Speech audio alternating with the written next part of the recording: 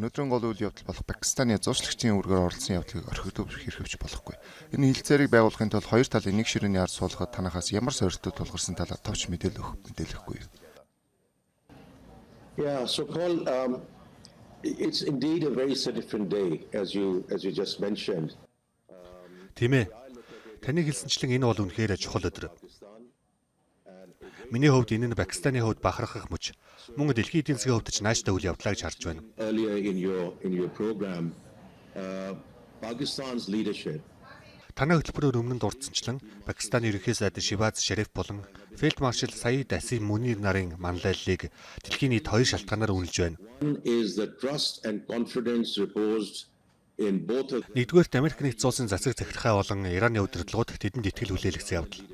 and that has indeed played a critical role, as you know. Энэ итгэлцэл нь зуучлалын үйл явцад шийдвэрлэх үүрэг гүйцэтгэлээ. Тэд энэ асуудалд тууштай, хичээнгүй, тасралтгүй хүчин чармайлт гаргасаар ирсэн. And they have been unrelenting in sort of and today we see at least Үүний үр дүнд өнөөдөр бид Баасан гарагт гарын үсэг зурах хүртэлх ихний чухал үе шатыг амжилттай давж чадсныг харж байна. Мэдээж бид харилцаа ойлголцсон санамж бичгийн их бичвэрийг хараахан хараагүй байна.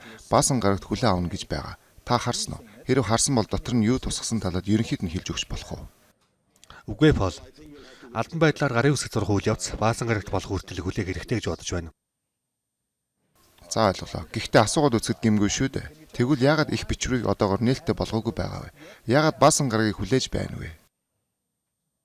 I won't be able to comment on that. I think Би үүнд тайлбар өгөх боломжгүй. Таны мэдж байгаачлан ерөнхий сайд энэ асуудал эцсийн шатандаа хүрэхэд ойрсон талаар өмнө нь мэдэгдэж байсан.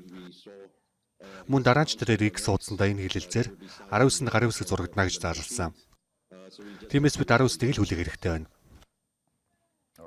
Ойлголоо. Пакистан сүүлийн үед Америкийн нэгдсэн улс болон Сауди Арабтай харилцаагаа гүнзгийрүүлэх, тэр дундаа хөрөнгө оруулалтыг нэмэгдүүлэх чиглэл идэвхтэй ажиллаж байгаа. Энэ хилцээрийг зуршлахад Пакистан үүрэг гүйцэтгэсэн танаа улсад эдгээр хөрөнгө оруулалт татахад тодорхой зуршлын өгөөж авчирна гэж та харж байна уу? Америк нэгдсэн улстай бид олон жилийн доктортой харилцаатай. Америк нэгдсэн улс бол манай хамгийн том худалдааны түвш. Мөн Персийн булангийн орнуудтай ч ийм харилцаатай. Бидний хувьд худалдаа хөрөнгө оруулалтын урсгалыг нэмэгдүүлэхээр хэлэлцээ өмнө нь үргэлжиж ирсэн цаашдаа ч үргэлжлэх болно. Өөрөөр хэлбэл олон түнш улс хоорондын худалдааны урсгалыг сэргээх, нэмэгдүүлэх, мөн хөрөнгө оруулалтыг ахиулах чиглэлд ажиллаж байна. Хөрөнгө оруулалт татах салбаруудын талаар ч бид ярилцж байгаа. Үүнд эрдэс баялаг, уул уурхай, хөдөө аж ахуй, мэдээллийн технологи, хиймэл оюун зэрэг салбар багтаж байна. Эдгээр яриа хэлэлцээ аль хэдийн эхэлсэн байгаа.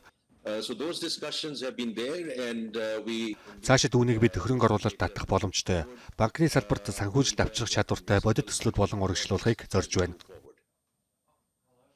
Тэгвэл эдгээр ажлыг урагшлуулах хүрээнд та Баасан гарагт хилцээрт гарын үсэг зурах тухай үйл ажиллагаанд оролцохоор Швейцарыг зорих уу? Мөн энэ үеэр татвар санхүү болон хөрөнгө оруулалтын илүү таатай нөхцөл шаардах боломж бий юу? I think that is going to be Хэрвээ Пакистанаас Швейцар руу төлөөлөгчд явах бол тэрхүү төлөөлөгчдийн баг бүрэлдэхүүний талаар ерөнхий сайд шийдвэр гаргана гэж бодож байна. Тэгэхээр Пакистанд одоогоор олон улсын валютын сангийн хөтөлбөрийн хэрэгжилт бараг л талдаа ороод явж байна. Энэ хөтөлбөр дууссаны дараа Пакистан шинэ багц шаардлагатай болно гэж та харж байна уу? Сүүлийн 2 жилийн хугацаанд бид олон улсын валютын сангийн өргөтгсөн санхүүжилтийн хөтөлбөрийн хүрээнд тодорхой ажлууд хийж ирсэн. Бид энэ хөтөлбөрт хамрагдсан хоёр үндсэн шалтгаан бий. Нэгдүгээрт макро эдийн засгийн доктортой байдлыг бэхжүүлэх. Сүүлийн жилүүдэд бид яг үүн дээр төвлөрч ажилласан. Хоёрдугаар энэхүү EFF хөтөлбөрийн хүрээнд татвар эрчим хүч, төрийн эмчит компаниуд болон улсынхаа банк санхүү зэрэг чиглэлд бүтцийн шинжилэл хийх зорилготой байсан. Энэ удаагийн төсөвт бид маш тодорхой чиглэл өгсөн. Өөрөөр хэлбэл одоо бид докторчуулалтын үе шатнаас экспортод түшгэлсэн өсөлт рүү шилжихээр зорж байна. Олон улсын валютын сангийн холбоотой таны асуулт маш чухал юм. Учир нь энэ нь эцсийн дүндээ экспорт цөөрөлсөн өсөлтөөс хамаарна. Манай улсын хамгийн том асуудал нь бүтцийн шинжтэй хоёр алдагдал байсаар ирсэн. Төсвийн тал дээр бид одоо харьцангуй сайн түвшинд хүрсэн. Төсвийн алдагдал түүхэн доод түвшиндээ очиж анх удаа ашигтай гарч чадсан. Гадаад валютын нөөцийн хувьд бид одоогоор бараг 3 сарын импортын хэрэгцээг хангах хэмжээнд ойртсон байна.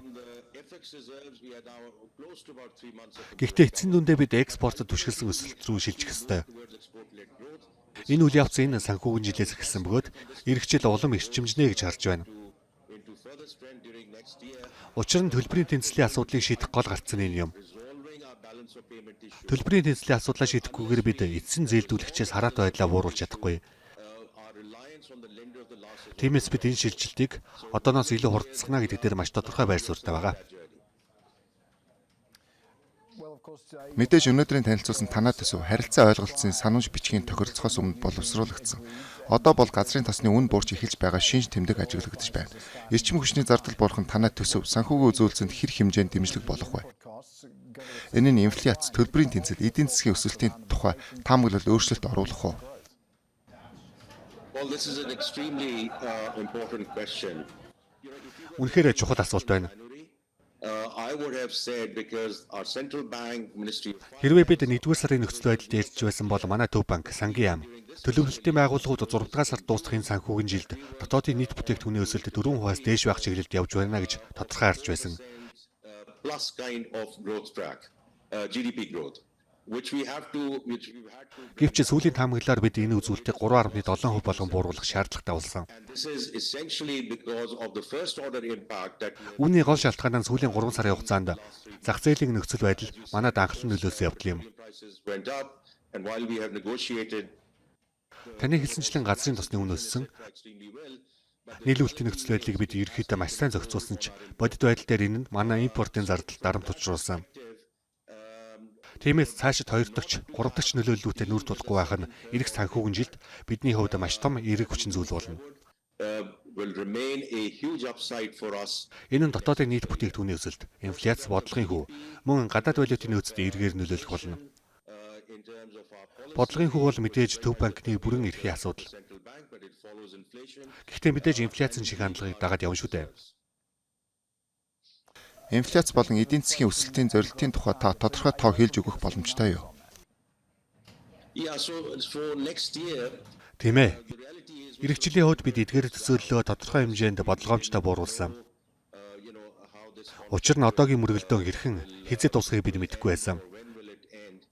Тиймээс ирэх жилд дотоодын нийт бүтээгдэхүүний өсөлтийг 4%, инфляцийг 8.2% байна гэж тооцсон. An inflation number of 8.2%. I see Хэрэг бид 2 дахь, 3 дахь нөлөөллүүтэй нүр тулах шаардлагагүй бол эдгээр үзүүлэлт илүү сайжрах боломжтой гэж харж байна. now having said that, Гэхдээ үүн дээр нэг зүйлийг анхааруулах хэрэгтэй. and that is that Зарим асуудал шийдэгдэхэд хэдэн 7 хоног, бүр хэдэн сар шаардлагатай. right as I was hearing your correspondent in Dubai. Би саяхан Дубайд танай сурвалжлагчийн хэлж байсныг сонссон. Түүнтэй санал нийлж байна. In addition to what she said, Түүний хэлснээр нэмж хэлэхэд Пакистаны эрчим хүчний дэд бүтэц тодорхой хэмжээнд өртсөн байгаа. has been hit, and therefore, Тиймээс зарим нийлүүлэлтийн сүлжээ хэвийн горимдоо ороход хугацаа шаардагдана. see in terms of those, Хилцээрийн нааштай мэдээ бол Пакистаны хувьд төдийгүй бүс нутаг. I think this Дэлхийн эдийн засгийн хувьд маш сайн мэдээ гэж би харж байна. for Pakistan, for the region, for the Та бүхэн ч сая зах зээлийн индексүүд эерэг чиглэлд хэрхэн хөдөлж байгааг харууллаа. indices moving in the right. Гэхдээ бүх зүйл хэвийн түвшиндээ очиход хэдэн сар шаардагдана гэж харж байна.